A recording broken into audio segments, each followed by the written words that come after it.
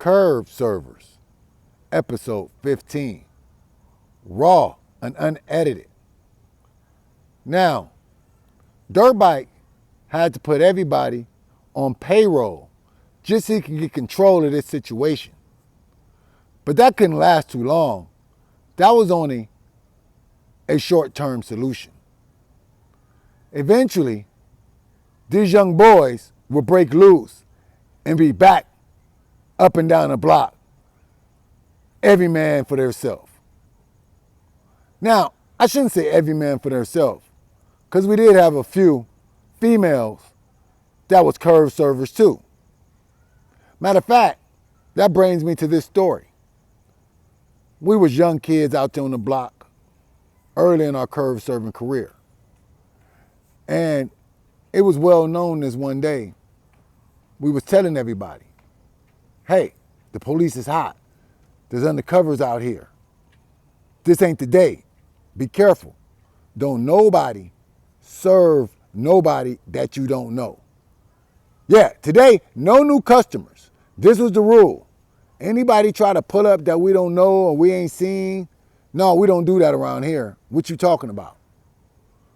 But you got to understand, sometime when you young and you wild, you think the rules don't apply to you. See, this day, me, I want to say Jax, Edie, Little Wino, a few of us, we was all out there hanging out. And we was all, in competition this day. Instead of us trying to take our time and take turns and have some common sense, we was in competition. And the older kids, they knew better than to jump in these type of dangerous, irresponsible games. They was walking away. They didn't want nothing to do with us on the block that day because we were running up the cars and running up the customers, talking about what you want. I got 10, I got 20, I got 30. What you want? I got a deal for you. This is what we was doing this day. See, this day, an undercover car pulled up. And Edie ran to the undercover car. She said, what you want? It was two ladies. They said, I want a 40. Edie said, I got you. She hurried up. She spit. Dropped 40 right in their hand. Grabbed the 40 and ran back on the block. The car pulled off. We all looked at each other. We said, damn, I ain't never seen them before. But Edie didn't give a fuck. No, see, Edie had already decided that the rules didn't apply to her. Yeah, she knew it was hot on the block that day. Everybody knew. We was all talking about it. That there's all kind of people pulling up, asking for drugs that we ain't never saw before. They trying to get us. The older kids, yeah, they took heed. But we were still out there trying to be slick. Because, when you're young, you think the rules don't apply to you. But Edie drew bad luck. Yeah, see, those two ladies, they were undercover sheriffs. And within minutes, there were sheriff cars and undercover narc cars and automobiles everywhere, all over the block. I mean, people was running in the house, people was hopping gates, it was a helicopter. I mean, it was going down, it was getting wild. All because they wanted to catch Lil Edie. Yeah, see, Lil Edie served them undercover officers, and they popped the block. Yeah, they popped the block. All of us got hemmed up. But that day, see, the sheriffs, one thing about the sheriffs, when they coming for their man, they batting pretty good. They know how to find their man. Sometimes you can get away, but 8 times out of 10, they're going to get their man. And that day, they snatched little Edie ass up.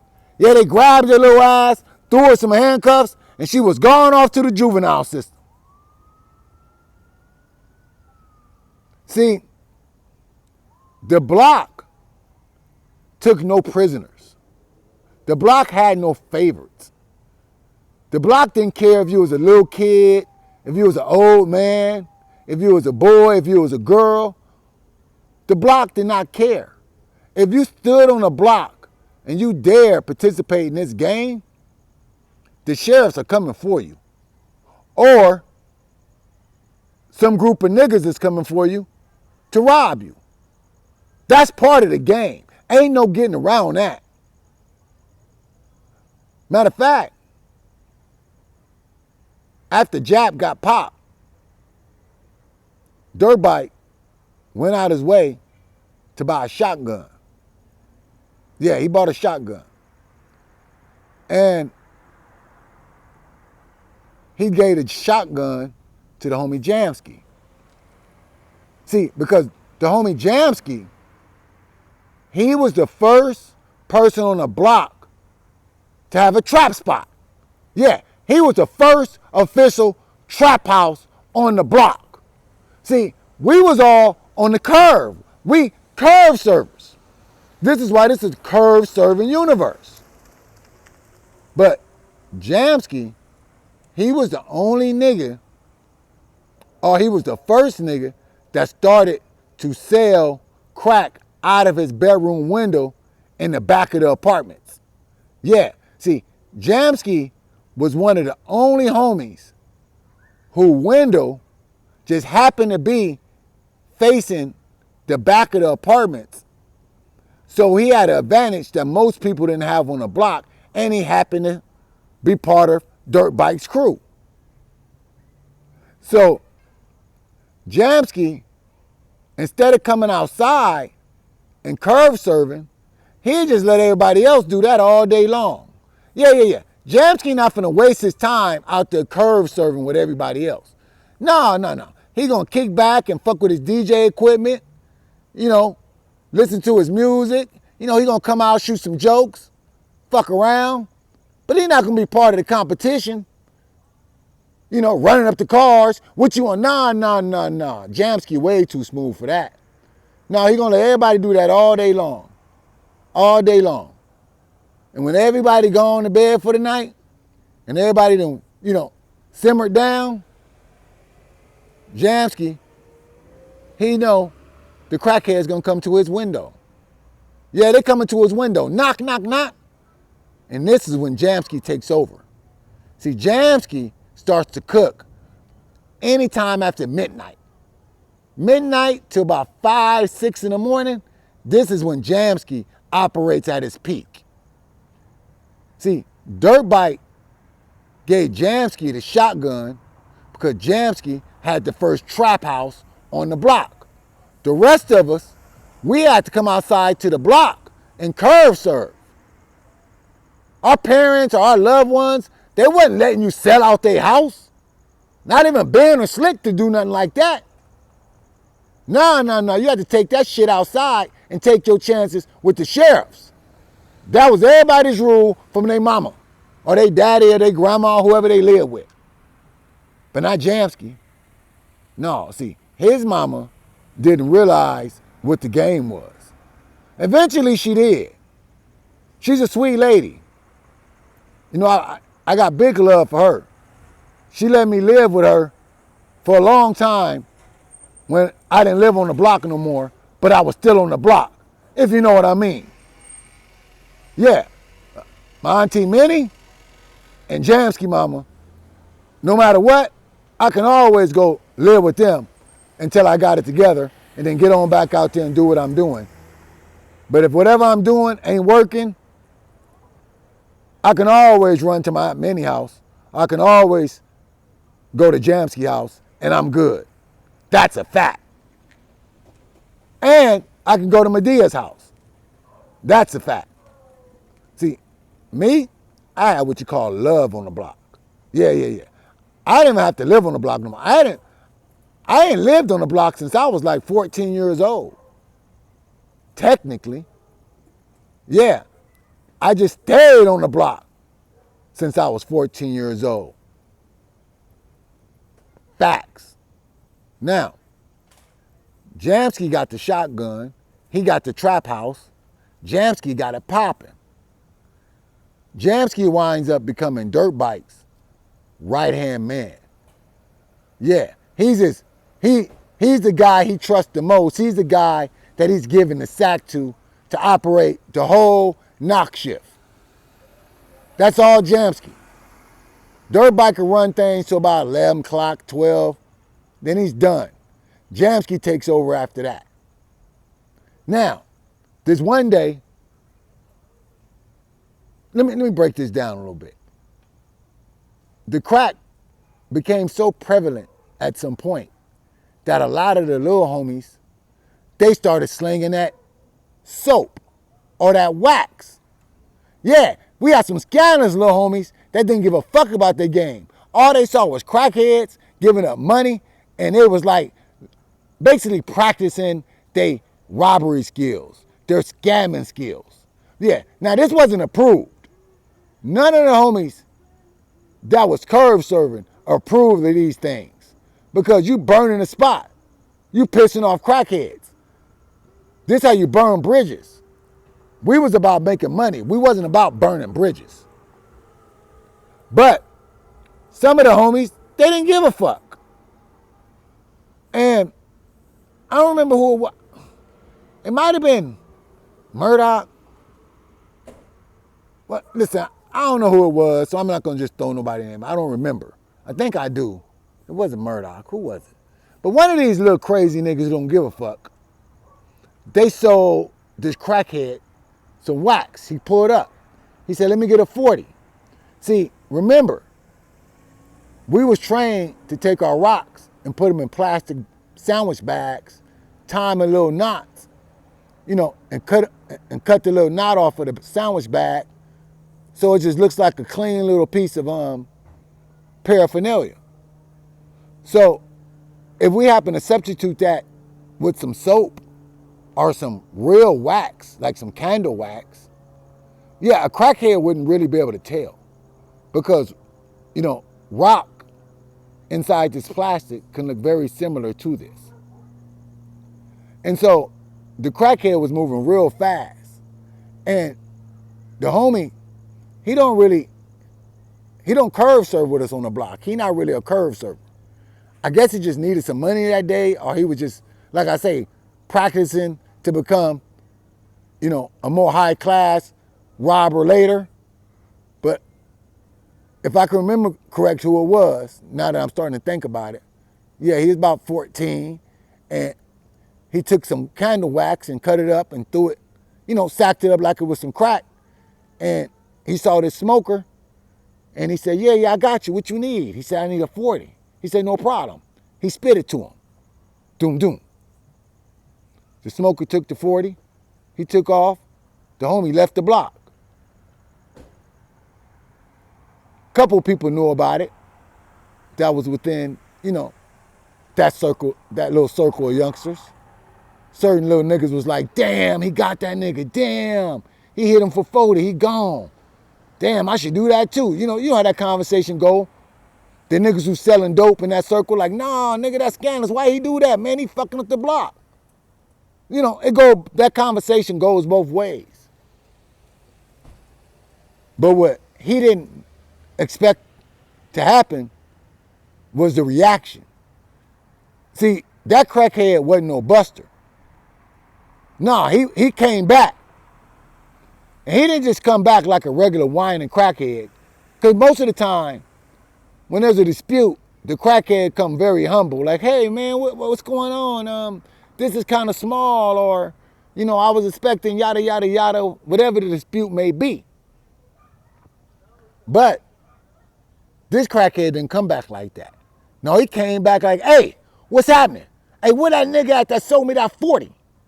That's how he jumped out. We was like, oh, what's going on, man? What's up with it? He was like, no, fuck that. He whipped out a big-ass pistol. Where that nigga at that sold me that 40?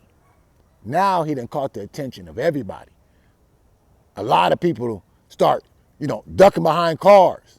Other people jumping out like, hey, what's going on, my nigga? What's going on? Slow down. He's like, yeah, one of y'all homies, he sold me some wax for 40.